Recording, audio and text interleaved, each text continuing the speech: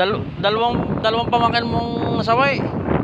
Tsaka Yung aking yung buto namin kapatid. Ngayon kararating lang galing ako.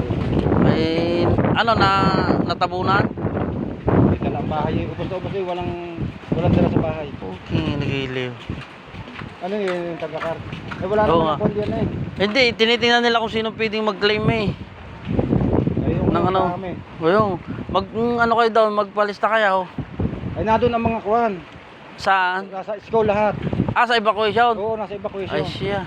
Hindi, pwede naman yung kahit isang araw. Oo. Para Ano? maano. Tricycle ko yun, nakatagat. Okay. Nakagarahe doon sa kuwan eh. Grabe. Diba itong ganito, bumangga dito. Iwas ang Galing dito ang tubig.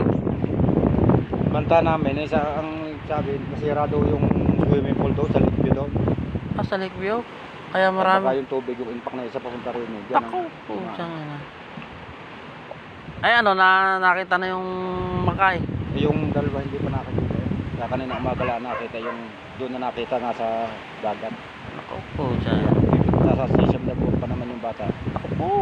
Yung si PWD kaya hindi na ialis din yung PWD, may sakit pa. Say, grabe. At magpipicture lang ako din pare. Oo. Ay nakahingi na kayo tulong sa sa mayor sa Maloloso ng bako, hindi na driver. Dalawang motor na yan ikaw, hinukay namin yun. Ang dalawang motor na rin. Pare.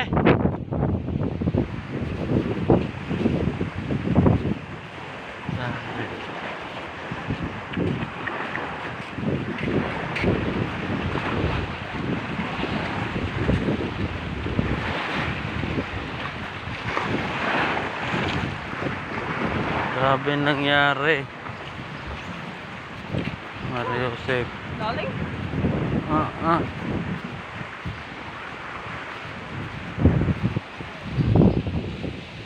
Oh my God.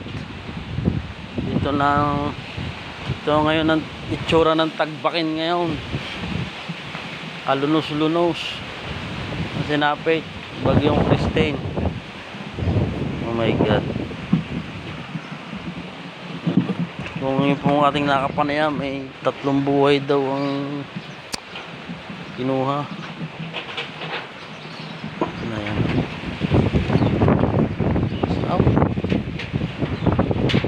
Yan. Oh, grabe. Nangyari talaga. Parang di dumaan ng baha na. Wala ko lahat ng bahay. Oo nga eh. Tao. Sabi nga daw nung kasamahan nyo dyan magta-tricycle eh. 3 daw tao eh. Ay saan bahay na ready na eh? Ang ano? Yung saan yan. Yun ha? Mario Joseph.